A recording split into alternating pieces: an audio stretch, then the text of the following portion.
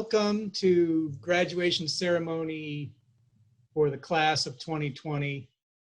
I am so delighted you're here, and soon I'm going to turn this over to James Taylor for some music, but I want to do a quick rundown on Zoom.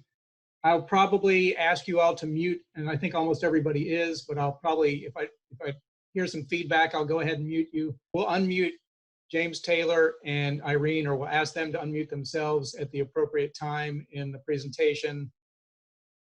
And then all the way at the end will be a time for everybody to share and chat if they'd like. But the main time for anyone to speak is listed on this sort of order of the elements slide right here. So next up will be James Taylor, and I want to say now, and I'm going to try and say often, thank you from the bottom of my heart for everybody who is online today to honor these graduates, but also to James Taylor and Irene Aguilar, who I was delighted when I asked them would they be willing to participate and make this graduation special. They both said yes. So I feel like this is going to be the best graduation ever, and I'm really happy that everybody could join.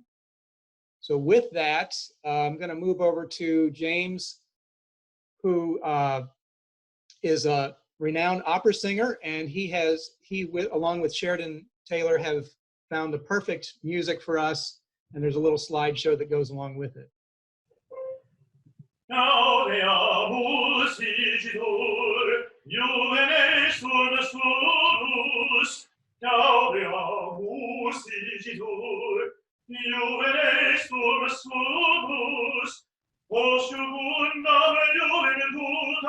Os molestam senectutem, nos habedibus.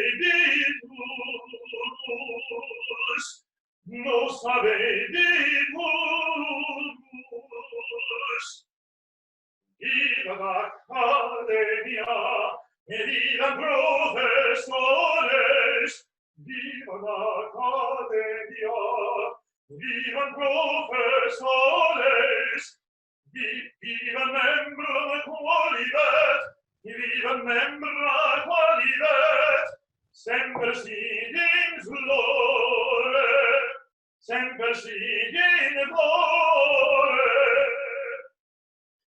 Viva et Republica, et quillam regit, viva et Republica, et quillam regit, viva nostra civilitas, mecenatum caritas, buenos ignotegit, buenos ignotegit.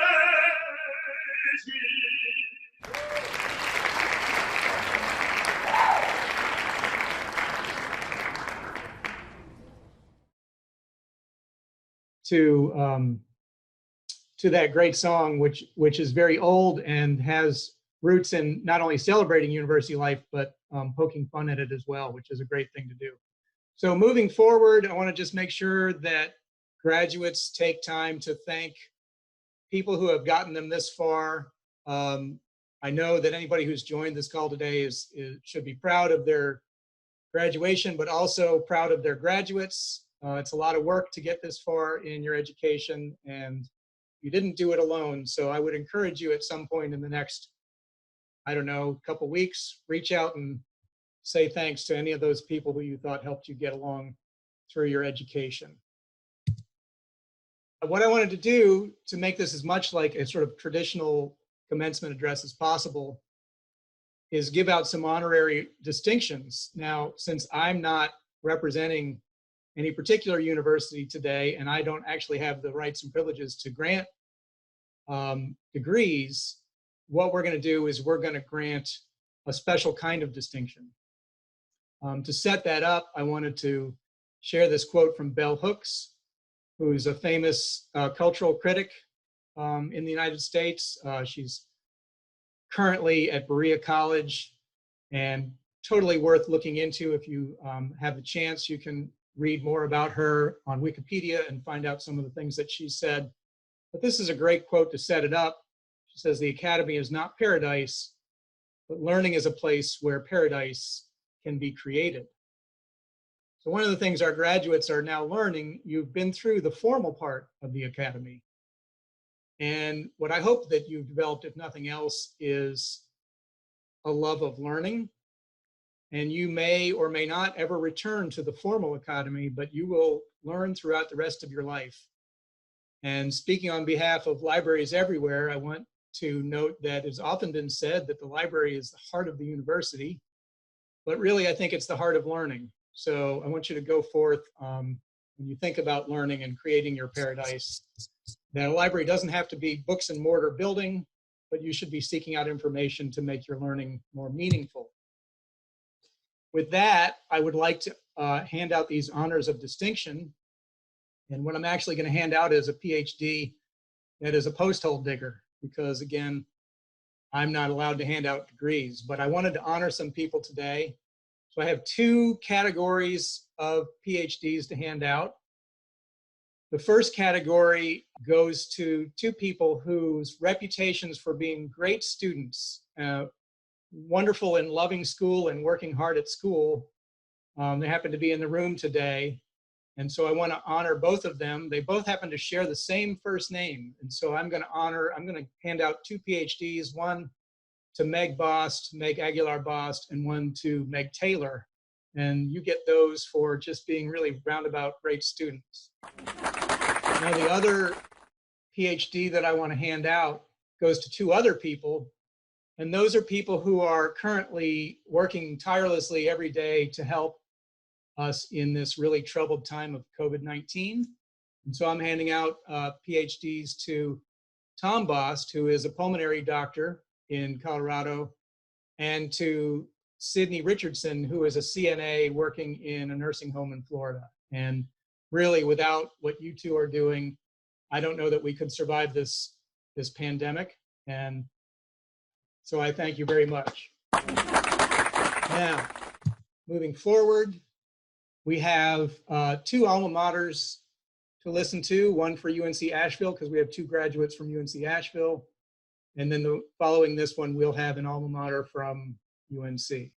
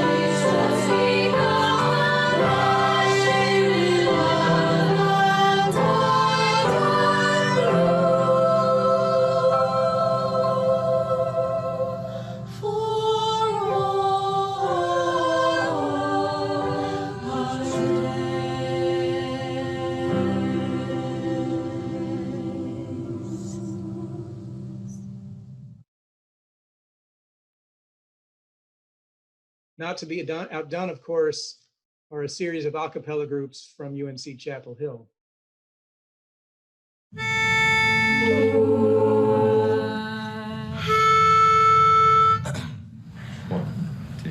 Hark the sound of tar heel voices, ringing clear and true, Ringing clear and singing Carolina's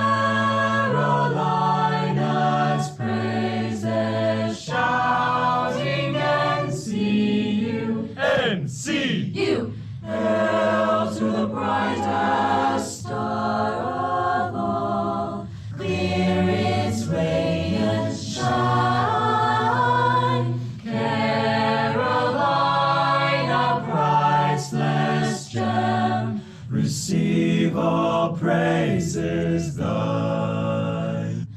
2, 3. I'm a Tar Heel born, I'm a Tar Heel bred, and when I die, I'm a Tar Heel dead. 'Cause rah rah Carolina, rah rah Carolina, rah rah Carolina, rah rah. If I'm not mistaken, that brings us to a highlight, the commencement address, and I'm really, really happy to introduce Senator Irene Aguilar, who is a doctor. Her whole entire life story, I doubt she'll be able to cover it all today, but it's quite fascinating. And somewhere in the link of this program, you can follow up on some of the amazing things that Irene has done. But I feel especially honored that Irene was willing to give a commencement address. And I think you could not be in better position than to hear advice from somebody like Irene. So with that, I'm going to turn it over to Irene, and thank you again, Irene. Thank you so much for this honor and opportunity. So congratulations to the graduates of UNC's class of 2020, Zach Boone, Julian Little, Thomas Little, and Kate Stuart. And warm greetings to all of you here to celebrate with these esteemed scholars. Thank you for inviting me to participate in this auspicious event by delivering the commencement speech. I'll tell you that even at age 60, I began preparing for this day by doing research on the internet to ensure I understood what I'd gotten myself into. What I learned was that despite meaning beginning, commencement is often thought to mean ending due to its association with the end of college. However, the word originated with students finishing their studies and being awarded a degree, thus commencing as bachelor's or master's in a subject and enjoying new privileges within academia. So congratulations, Zach, Julianne, Thomas, and Kate on commencing your new life. Now, as someone who has always striven to do a good job, I began by my preparation for this historic occasion by researching what constitutes the elements of a good commencement speech, by which I mean I Googled it. That's the way you do it, right, Professor Little? And what I found was that the ultimate authority, the Toastmasters World Champion of Public Speaking, Ramona J. Smith, identified 6 elements in a good commencement speech. First, she said authenticity was important. You had to be yourself. And really, despite my best efforts, I've yet to find a way to be someone else. So we're safe there. Second is transparency, sharing a story of failure. And thankfully here I had many choices, and you'll hear 1 or 2 during this speech. Third is wisdom, where having failed, you've picked yourself back up, you've failed again, you've hit reset, and you've used those lessons from the previous failures to become successful. So I hope to share some words of wisdom and help you begin to define what success means for you. Humor, and for this, I'll make a brief diversion and show you my face mask, because I couldn't think of something really funny to say in 2 seconds. Credibility, are you somebody? Well, we are all somebody, some of us more so than others. And I hope that by the time I'm done, you understand that I'm not just the mother of the future Mrs. Isaac Little, though that may be the reason Mr. John Little gave me this opportunity. And finally, preparation, practicing the speech or hiring an exceptional speechwriter. And for this, I must thank my lovely husband, Dr. Thomas Bost. As I was lying in bed last night at 6 p.m., avoiding writing my thoughts down on paper for this address, a trait I have long suffered from, procrastination. In fact, I once procrastinated studying for an organic chemistry exam so long that I chose to skip the exam altogether. But that's a different story. Anyway, my exceptionally gifted husband, Thomas Bost, laid in bed next to me and wrote large parts of this speech. And so for that reason, I may use some words of which I don't know the definition. If you've ever received one of his Christmas letters, you'll know what I mean. Somehow, as the white son of a vice president of the Upjohn Company who grew up on a lake, he had a much better SAT verbal score than I did as an inner city brown kid. Go figure. Even 42 years later, I still remember that pain and humiliation, alas. So in The Graduate, the eponymous, that's one of Tom's words, Dustin Hoffman is asked that most dreadful and often heard question, so what are you going to do with your life? As an answer to this question, I suggest you give the person the stink eye. This is the wrong question. You are about to begin your journey in life, and over time you will discover that life is about the journey and not the destination. And so be sure that you enjoy every moment of this journey and not distract yourself by somehow trying to imagine what your destination might be. The truth is that you are on a journey to a destination that you haven't even imagined, one that may not even exist yet. And that is the beauty of this day. You can count yourself lucky if you have a pretty good idea of where you don't want to go. I don't want to end up like Donald Trump. I don't want to become the rectal specialist that my husband desperately needs. When someone asks this question, while you're giving them the stink eye, repeat to yourself, Jai Yin Yan. This is a phrase we learned in Thailand, and it basically means, let your mind be cool. Remember, it's the journey, not the destination. Unfortunately, my mother had the unnatural gift of being able to identify a flaw in things of beauty. It felt like she was never satisfied with any of my accomplishments. She couldn't overlook and refrain from commenting on the one A- in an otherwise beautiful report card of A's. Only after years of expensive therapy was I able to discover that her character flaw led to me feeling like I was never enough. And so let me save you thousands of dollars in therapy costs and tell you right now that you are enough. Because of my mother, I knew that I didn't want to go through life and not be able to appreciate both the beautiful and flawed aspects of our short strut upon this earth. Despite growing up financially poor, I knew that life had richness. But a destination, I hadn't a clue. Thankfully, my inner city Chicago high school biology teacher, Mrs. Yates, helped me expand my horizons by seeing potential in me that I had never imagined. Medical school? Do you mean I could go to medical school? She showed me a path that I didn't even know existed, and I had the good sense to identify it as something that appealed to me, and then to reach for it. After medical school, I'd planned to stay in Chicago for my residency, but for a sale on Amtrak that allowed me to tour the West under the guise of interviewing for training.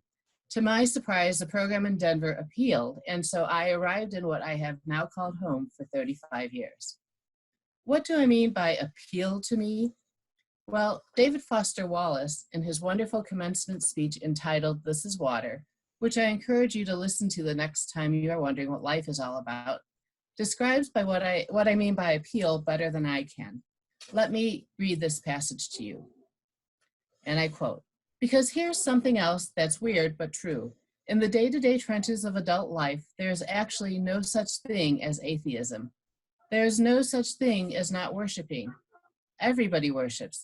The only choice we get is what to worship.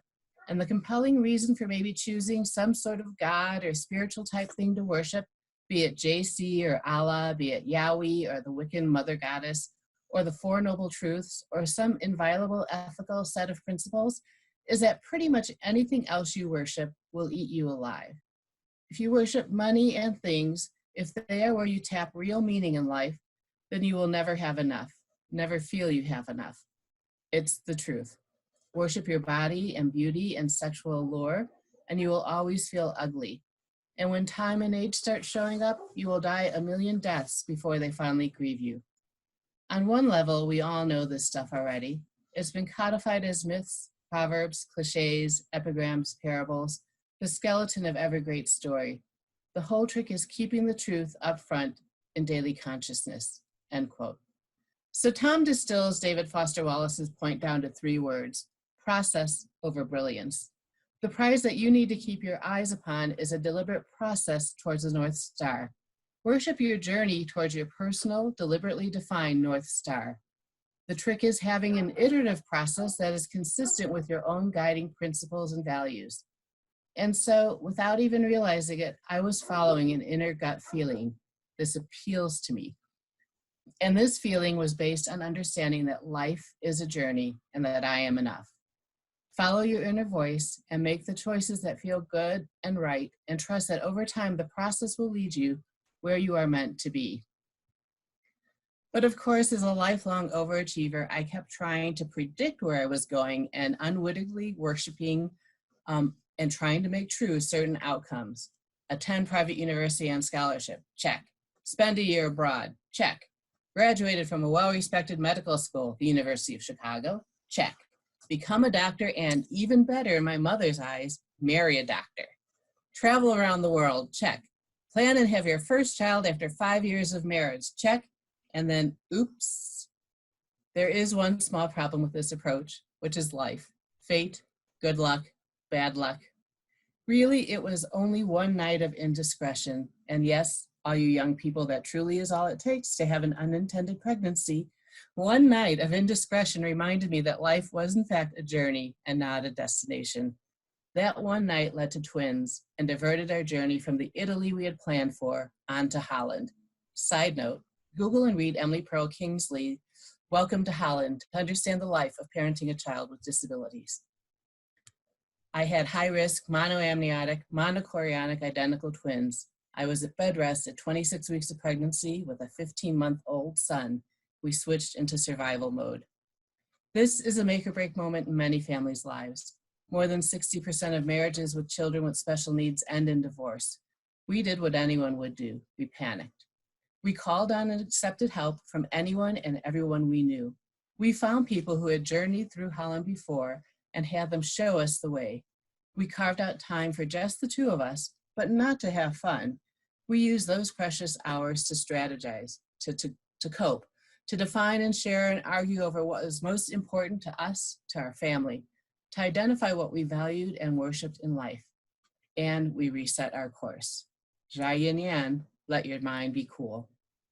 On November 30th, 1994, the twins entered our life. Meg, who is now in medical school and engaged to Mr. Isaac Little, if you haven't caught that yet, and Amy, who is enjoying life by the pool with her full-time caregivers. Amy, who the world labels as having spastic quadriplegic cerebral palsy, cortical visual blindness, seizures, and developmental delay. Amy turned out to be the greatest gift we couldn't have foreseen. She focused us to be deliberate in defining our North Star, our prize. We relearned that life was a journey, not a destination. She showed us that life was not about achieving, but about living, enjoying the here and now, finding beauty in moments of darkness. And Amy led us to advocate for the best possible lives for all of our children and all people, including my patients. One of my favorite pieces of art that I bought is a picture by Brian Andreas of a woman riding an umbrella upside down. The quote is, "If you hold on to the handle," she said, "it's easier to maintain the illusion of control. But it's more fun if you just let the wind carry you." Jai Yin Yan, go with the flow. You have no choice, really, what comes your way, but you do have a choice about how you navigate the rapids. It was because of Amy that I served on the Colorado Developmental Disabilities Council, and then in 2008, co-chaired a subcommittee for Colorado's Blue Ribbon Commission on Healthcare Reform.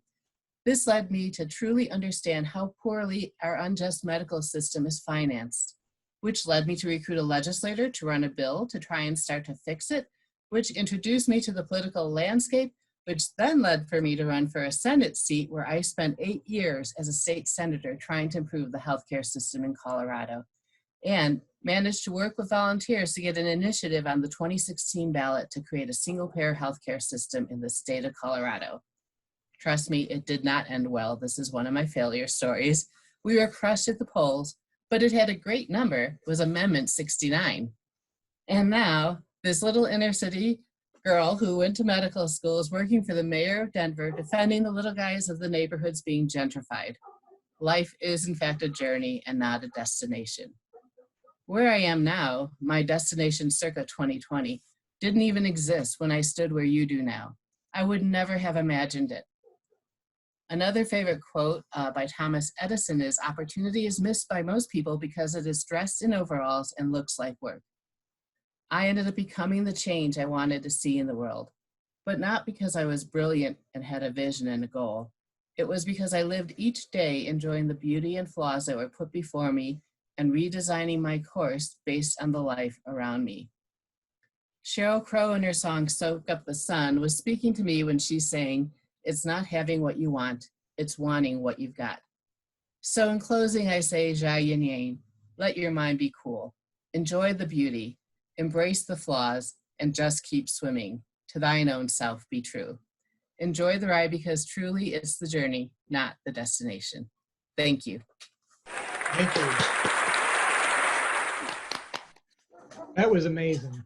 That was amazing. It was everything I had hoped, and even more. Thank you, Irene, for giving a really, really inspiring, not only address, but just recommendation for life. It's quite something to think about. And since this will be recorded, I'm going to let you guys consider listening to it again because it's probably worth a second listen. All right, it's time for the graduates. So what I'm going to do is I'm going to name each one of the graduates and your degree. And unfortunately for you guys, I'm not actually going to give you the mic. You have to wait till the end. But anyway, our first graduate, and these are listed in alphabetical order by last name, not by college, is Zach Boone.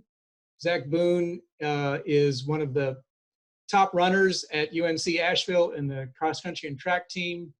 He's getting a BA in computer science. And I have had the pleasure and distinction of meeting Zach several times. I've met met his parents at different meets, and I think Zach is going to have a wonderful future. So when we do unmute, I hope you'll seek out the opportunity to congratulate Zach because he's really done some great work. Next up is my niece, Julianne. Julianne, who she might get mad at me, but we all call her Charlie, so I'm going to call her Charlie from here on out. But her name is officially Julianne. And Julianne is seen here in this picture with my brother Andy, her father. She's getting a BA in Peace, War, and Defense from UNC Chapel Hill. Julianne has always been an incredibly hard worker, not just in college, but has really worked hard at figuring out where she wants to be in her life. And I can't think of a nicer person to congratulate and to send forth into the world as a graduate of UNC Chapel Hill. So congratulations, Julianne. Let's see who we got up next. Oh, there's a guy I know. Kind of feel like I grew up with him. Thomas Little is not only my son, but another one of the top runners at UNC Asheville in the cross country and track team.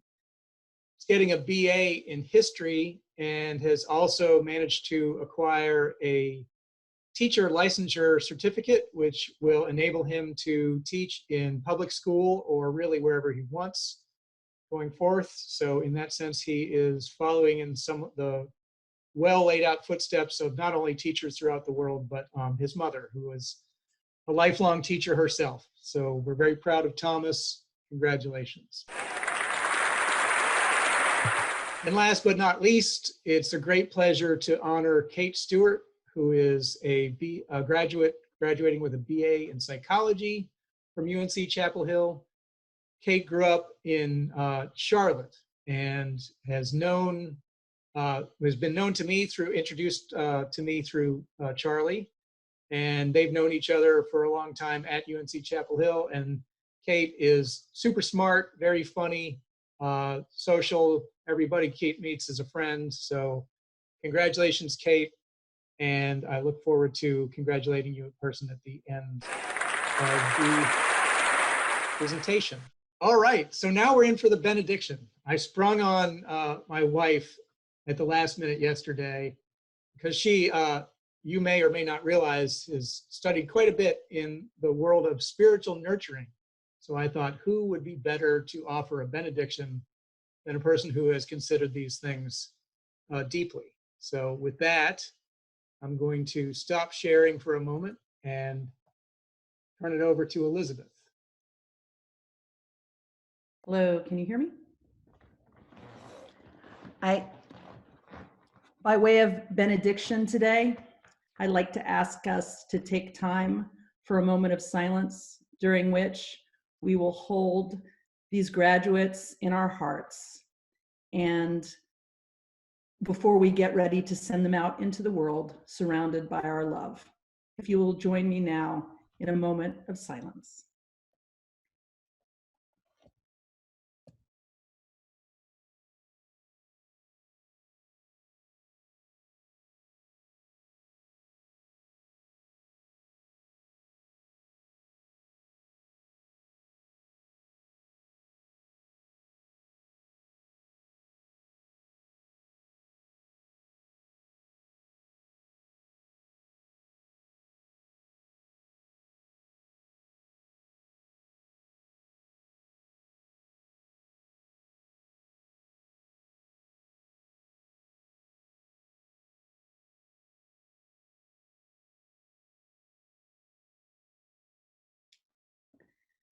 Thank you all for coming today. And I think, John, this is the time when we get to unmute ourselves and say congratulations, everybody. Congratulations. Congratulations. Congratulations, guys. Congratulations. Congratulations.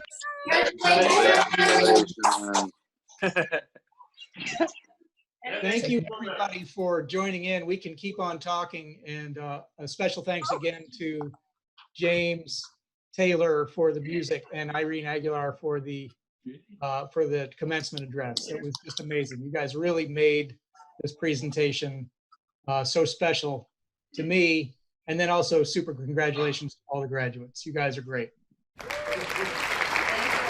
Congratulations. Let's go. Thank you, Uncle John. Thank you, Mrs. Both, the Aguilar. Thank you, Elizabeth. Thank you, everyone, for coming. This is very meaningful. I don't really like being celebrated, and this was amazing. Ditto. I'm with you, Charlie. Uh-oh. There we go. I got a little feedback there. My room's heating up because I'm sitting in the sunny room. So anyway, The sun in the back of your picture. yeah. You're actually outside. No, I'm sitting in a bedroom. What? Yeah. And Megan and Isaac are in our backyard. Yeah, and I don't know if people can hear, but There they are. Bo was barking loudly enough as to slightly, just ever so slightly, bleed through during the commencement address, and it was fantastic. We heard. There he is with Rose Sparks. Nice. Oh,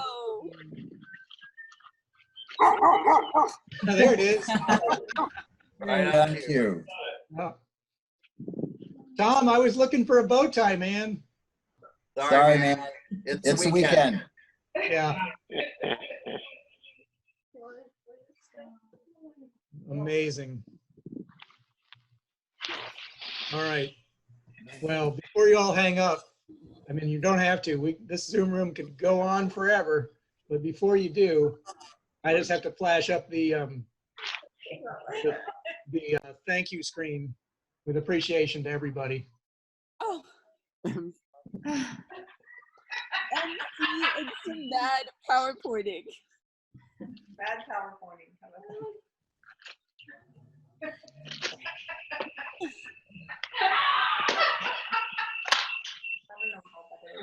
Hey. PowerPointing.